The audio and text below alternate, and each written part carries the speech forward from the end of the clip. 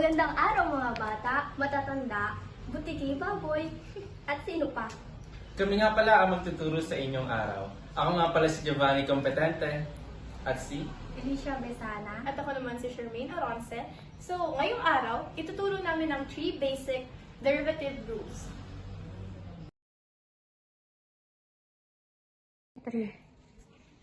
Sa ngayon ay sisimulan natin sa product rule. So ano nga ba ang product rule? The product rule tells us how to differentiate expressions that has two products. So para sa formula natin sa product rule, we have prime of f of x multiplied by g of x plus f of x multiplied by prime of g of x. Para sa example naman, ang given natin is derivative of 9 of x plus x cubed, open close parenthesis, 4x plus 3x squared. So, ang first step natin is identify the given variables.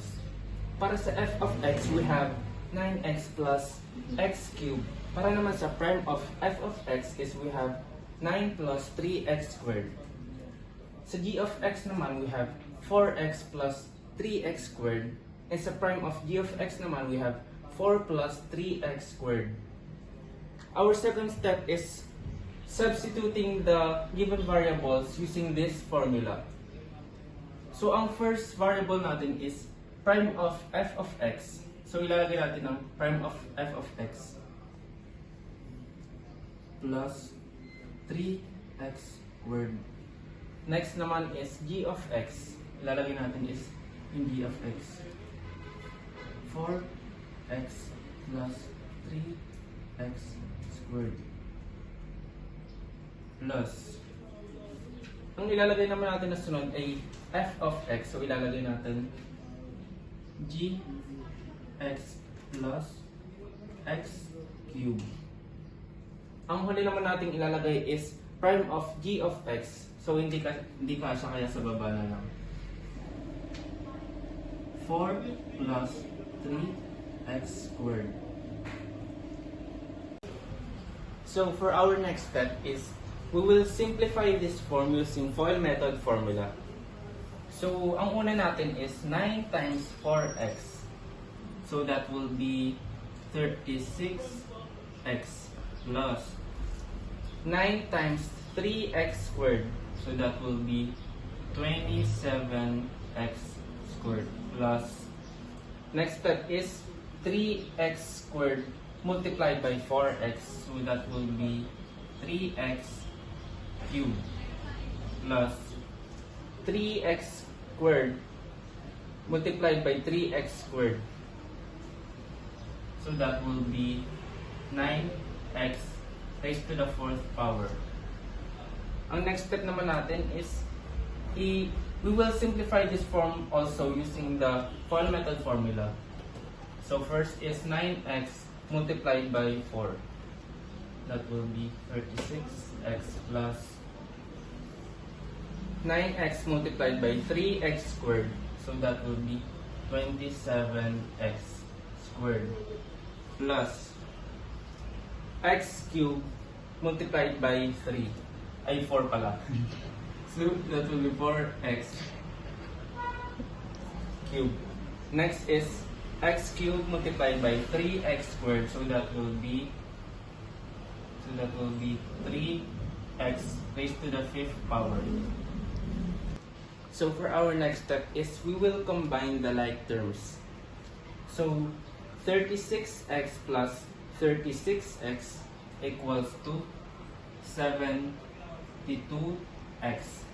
and 27x squared plus 27x squared equals to 54x squared, and 3x cubed plus 4x cubed equals to 7x cubed. And then we will going to write the rest of it. So kapag ang isang variable is wala siyang kapareho na exponent, is mag-i-stay lang siya ng the same. 9 x raised to the 4th power and 3x raised to the 5th power. And for our last step is we will be going to arrange them in a decreasing order according to their exponent. So the highest exponent is 3x raised to the 5th power. So that is going to be the first variable. 3x raised to the 5th power. Next is 9x raised to the 4th power. And next is 7x cubed. Next is 54x squared. And lastly, 72x. And this is the final answer.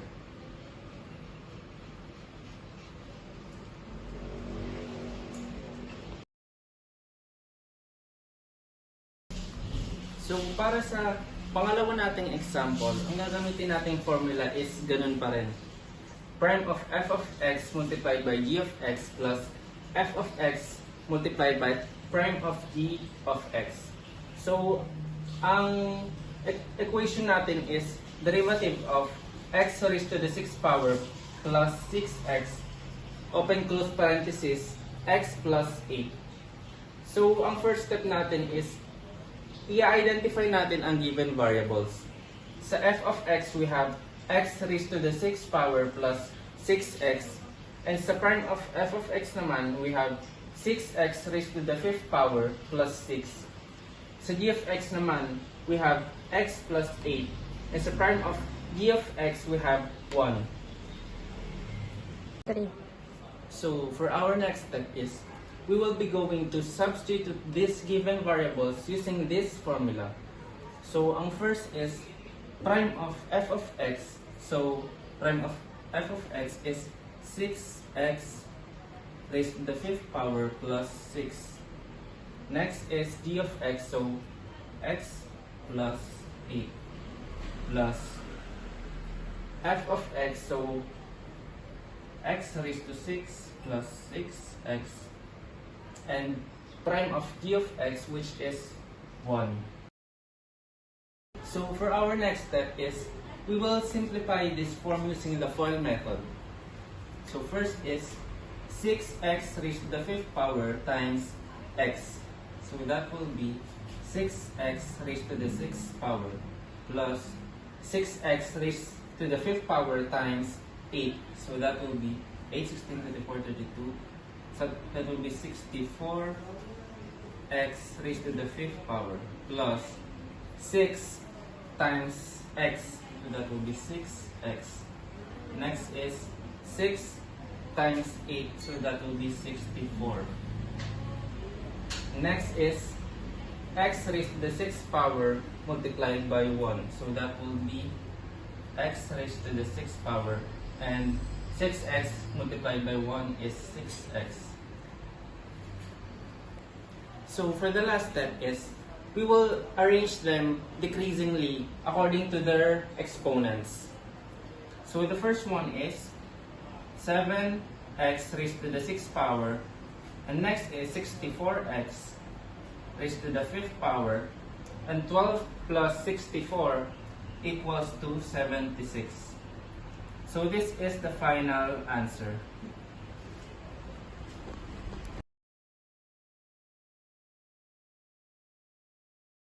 So, first, we're going to differentiate the given. So, for f of x, we have here 3x squared plus 2x, since the numerator is always f of x.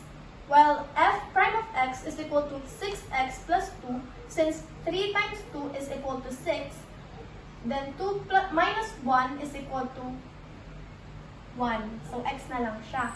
Plus 2, since 2 times 1 is equal to 2, may invisible 1 dito, so 1 minus 1 is equal to 0, kaya mawawala yung x. Well, our g of x is equal to 2x plus 4, since the denominator is always the g of x. While our g prime of x is equal to 2, since 2 times 1, may invisible 1 dito, is equal to 2, Then 1 minus 1 is 0, kaya mawawala na yung x. Plus, wala na siya kasi constant yung 4, so equal to 0. So now, we're going to substitute these givens using this formula. So, y prime is equal to g of x, which is 2x plus 4 times f prime of x, which is 6x plus 2 minus f of x, which is 3x squared plus 2x times g prime of x, which is 2 over g of x squared, which is 2x plus 4 squared. So for our next step, we need to simplify this form using FOIL method. So y prime is equal to 2x times 6x is equal to 12x. 2x times 2 is equal to 4x, so plus 4x. 4 times 6 is equal to 24x. 4 times 2 is equal to 8 plus 8. 8. Then we need to multiply this positive 2 to this binomial. So 2 times 3x squared is equal to 6x squared times negative is equal to negative 6x squared. 2 times 2x is equal to 4x times negative is equal to minus 4x over 2x plus 4 squared.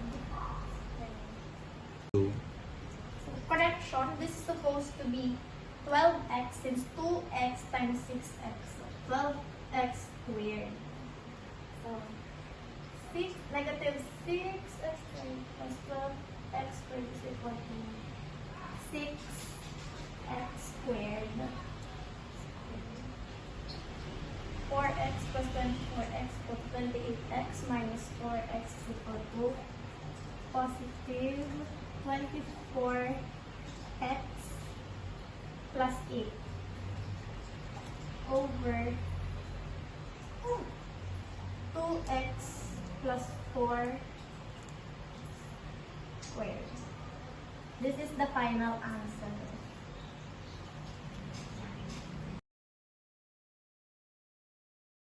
Go. Oh. So now, for our next example, we're going to use trigonometric function. So our example here is, we're going to find the derivative of sine x over x. First, we're going to identify the given. So the value of f of x is equal to sine x, since f of x is always the numerator of the given, while g of x is x, since g of x is always the denominator of the given.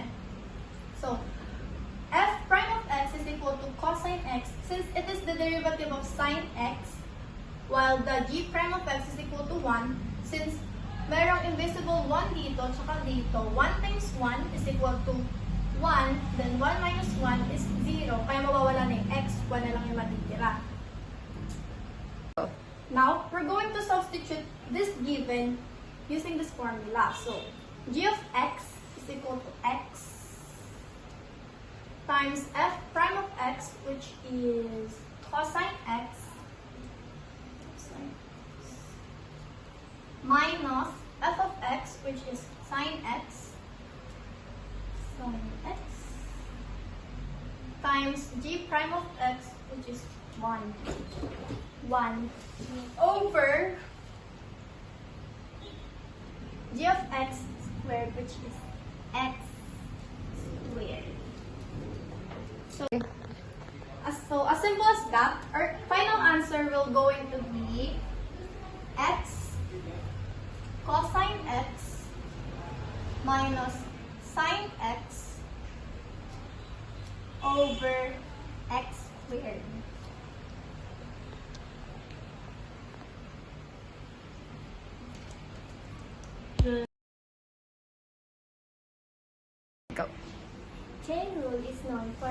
derivative of a composite function by chaining its derivative. Its formula is derivative of f times g of x equals prime of f times g of x times prime of g of x. And my first example is f of x equals open parenthesis 2x plus 3x plus 2x close parenthesis squared. Para sa given, y equals u. Yung u, ito yung nasa loob ng parenthesis and copy ng squared. Ang prime of y ay 2u. And para naman sa u, kopyahin lang yung nasa loob. X plus 3x plus 2x. Tapos yung prime ng y, ng u ay 2 plus 3 plus 2. And we will substitute this formula into this. First ay yung prime ng y at prime ng u.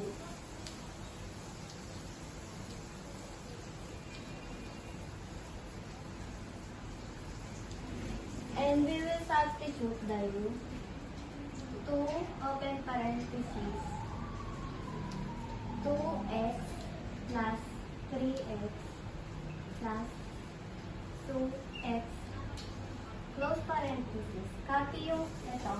2 plus 3 plus 2. Set, ang sunod naman ay ipagpa-plus itong lahat. 2 plus 3 plus 2 is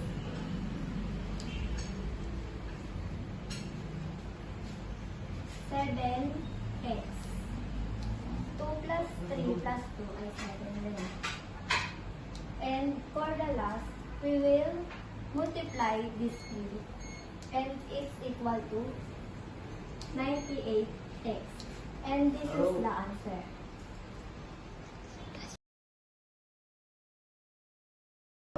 And for the second example, we will use the same formula.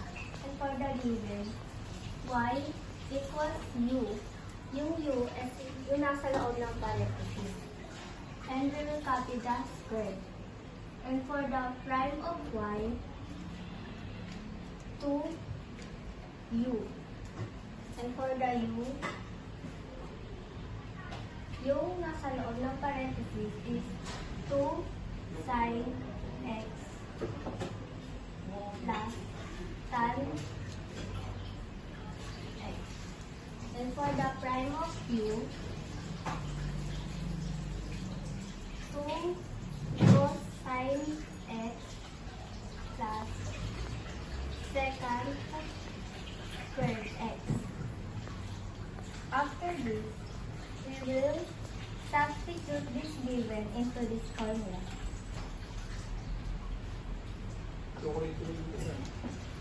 2u times 2 cosine x plus secant squared x.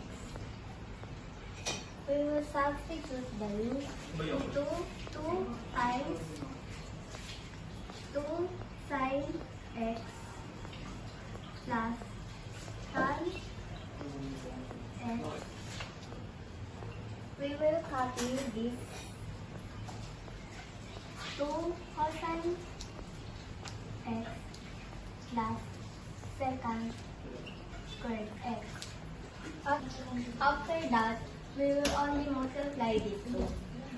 2 times 2, 4. Copy this sin x plus tangent x. And as is na rin to. Since we will calculate this, open parenthesis cosine x plus secant squared x. And this is